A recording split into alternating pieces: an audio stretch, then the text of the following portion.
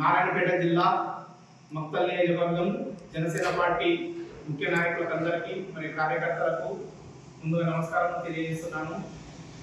ముఖ్యంగా ఈరోజు మనం ఇక్కడ సమావేశం అవ్వడానికి కారణం మన జనసేన పార్టీని తెలంగాణలో మరి మన నియోజకవర్గంలో మన స్థానికంగా మనం ఎలా బలోపేతం చేయాలి, మనం ఏ విధంగా కష్టపడాలి, కార్యకర్తలను ఏ విధంగా పెంచుకోవాలి, జనసేన పార్టీ ఎలా ముందుకెళ్ళాలి, మరియు ఇప్పుడున్న రానున్న స్థానిక ఎలక్షన్లో కూడా ఎన్నికలలో మనం ఏ విధంగా ఎవరెవరు మనకు పోటీ చేయడానికి రెడీ ఉన్నారు, మరి మనం ఎంతవరకు ముందుకెళ్ళగలుగుతాం, మనకి ఎంతవరకు సత్తా ఉంది అనే దానిపైన మనం సమావేశం నిర్వహించడం జరిగింది. కావున ఇప్పుడున్న రాజకీయాలలో ఈ స్థానిక ఎలక్షన్లలో చాలా పోటాపోటీగా జరుగుతుంది.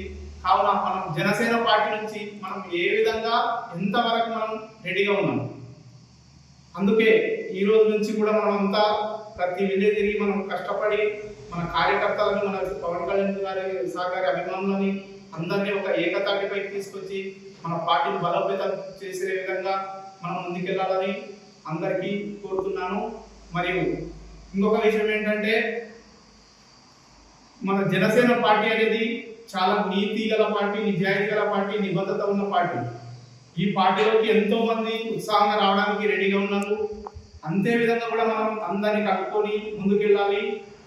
ఇప్పుడు ఉన్న యువత మన దేశానికి ఎంత ఇంపార్టెంట్ అంటే, యువత ఏదైనా మార్పు చేయగలరు.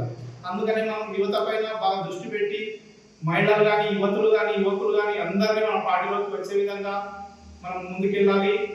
ఇంకా నేను యువతకు సందేశం ఏంటంటే, యువత రాజకీయాల్లోకి వస్తేనే ఎప్పుడైనా కానీ మార్పు జరుగుతుంది. యువత ఎంత గట్టిగా ఉంటే మా పార్టీకే రావాలని కాదు, యువత రాజకీయాల్లోకి రావాలి ఫస్ట్.